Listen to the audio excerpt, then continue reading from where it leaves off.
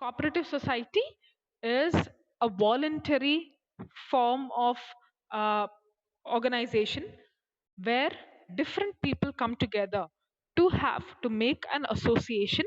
And why do they join it? They join it so that they can benefit each other. They join with a motive of welfare of the members.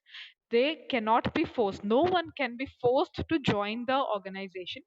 It is done on a very voluntary basis. It is done on the free will of the members. Members can join it as and when they like, and they can leave the society and go as and when they like.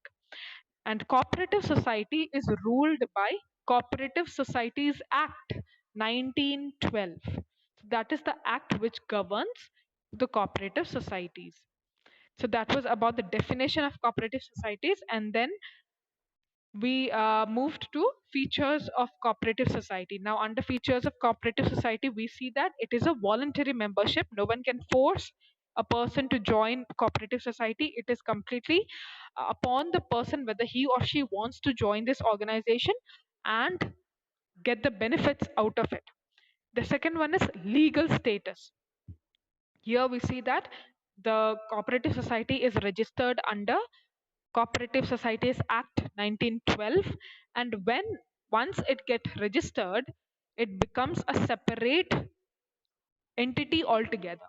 It is not seen as the members of the society, rather it is viewed as a separate entity altogether. But when we were discussing about sole proprietorship, there we said that the business is as same as the business owner. It is not viewed as a separate entity. But here a corporate society is viewed as a separate entity. That means the organization, this cooperative society, has the right to sue someone or be sued by someone because it is viewed as a different or a separate entity altogether. Then we said about limited liability. They have a very limited liability.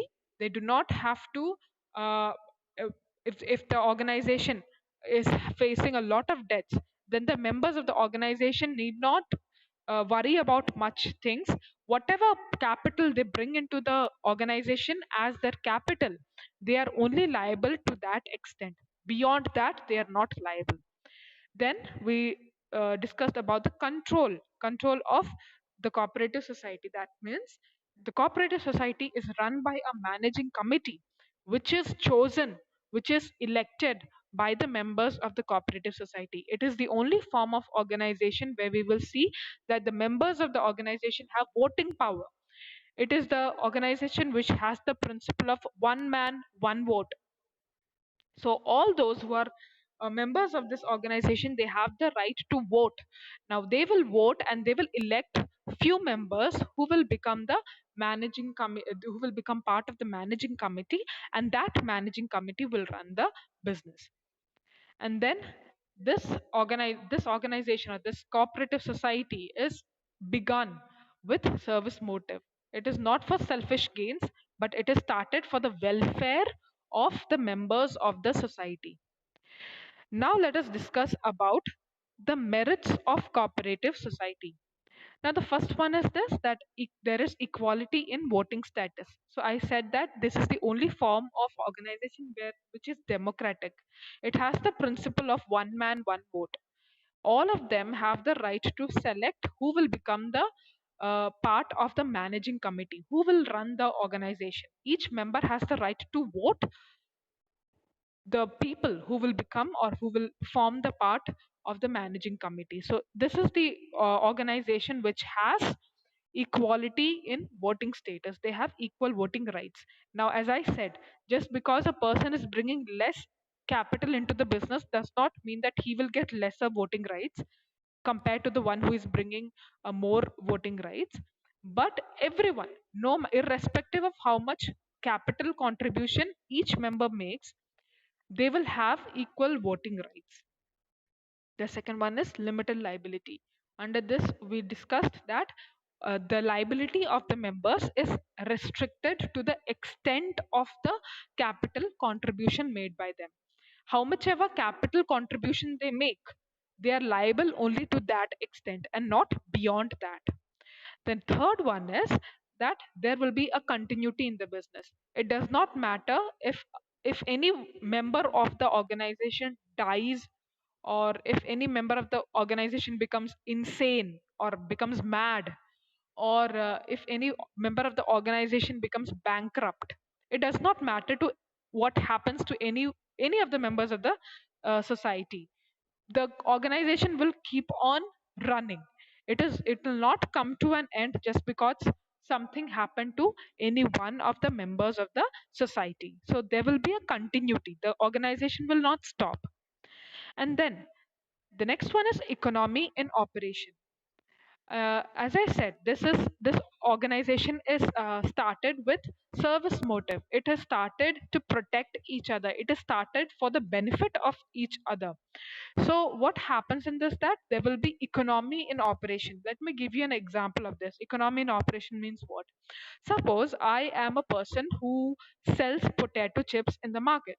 So what I do every day is that I prepare potato chips and I pack it in a plastic pack, and then I hire a vehicle which will take my potato chips and take it to the market and sell it. Now, suppose every day I produce 20 packets of potato chips packet. Okay, I produce 20 packets of potato chips, and in order to take my chips from my house to the market, I have to call a vehicle and I have to give him every day some 100 rupees. I'm selling how many packets? I am selling 20 packets. And in order to take my packet from my home to the market, I have to give 100 rupees to this vehicle man.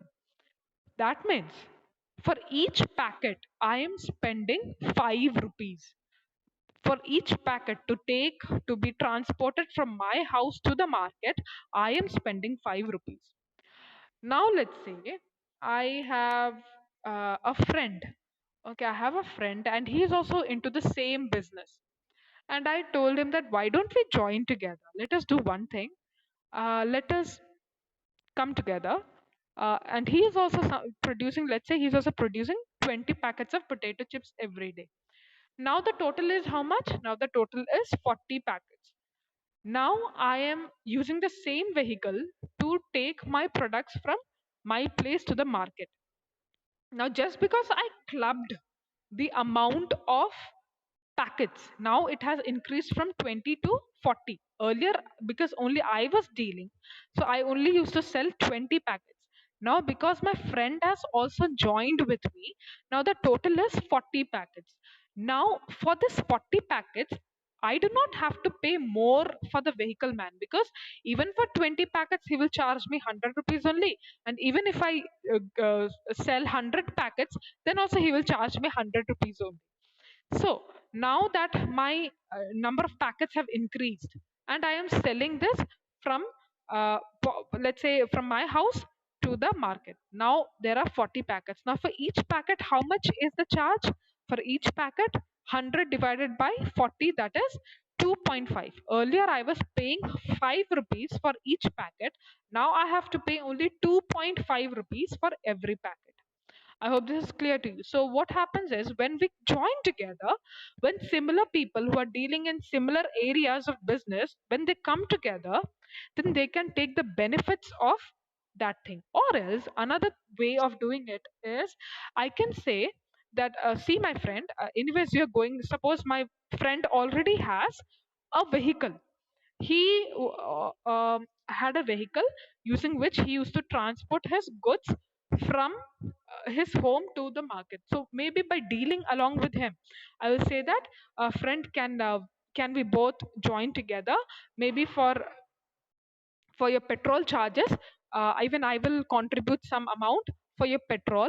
So why can't we join together and sell this potato chips to the market? So when I join along with him, what will happen? The middleman who was there in between, he will be eliminated, and I will be able to gain more the out of my business. So that is how, or that is what happens in cooperative societies. So by eliminating the middleman, a lot of benefits can be made, and that is why we call it economy in operation. Operation means functioning or running of the business. We see that there is more benefits in terms of finance that comes in this form of a organization. And then the next one is that there is some kind of a support from the government. Now this, because this is a kind of a democratic organization, the government finds it very interesting, and the government gives them some kind of benefits also. Now that can be in the form of subsidy. Subsidy means that if there is some kind of a cost involved in something, then some amount of that cost will be borne by the government, and only the remaining amount we have to pay. So there can be, people can enjoy the benefits of subsidy. People can enjoy the enjoy lower rates of interest on loans. If we are taking any kind of loan, then we need not pay so much of interest on it. Then they can also have lesser taxes to pay. So and there are many other benefits as well. So benefits like this, benefits like subsidy, benefits like lower rate of interest on loan, benefits like lesser tax to be paid, all these benefits can be enjoyed because this is there, this is a organization which is democratic in itself. Next one is ease of formation. It is very easy to form. This cooperative society only needs a minimum of 10 members to start it. So as soon as 10 members come together, they can start this cooperative society, and even the procedures to start this cooperative society is simple. So it does not involve long paperwork or anything. It is very easy to form it. So these are the different merits of starting a cooperative society. I hope this is clear to you. We'll quickly move to the limitations of cooperative society. The first one is limited resource. Now, when we're talking about capital or the money to start the business, that will come from the members only. Now, members have limited amount to contribute. They do not have lots of money to contribute. So we can say, in terms of finance or in terms of capital that is brought into the uh, organization, the resource is limited, because ca- capital will be brought into the organization only through this members, and members do not have so much of money. Also, whatever money they have, they will bring it to the business. And okay, okay, okay, okay, okay. Can you see it now? Okay, okay, let me see.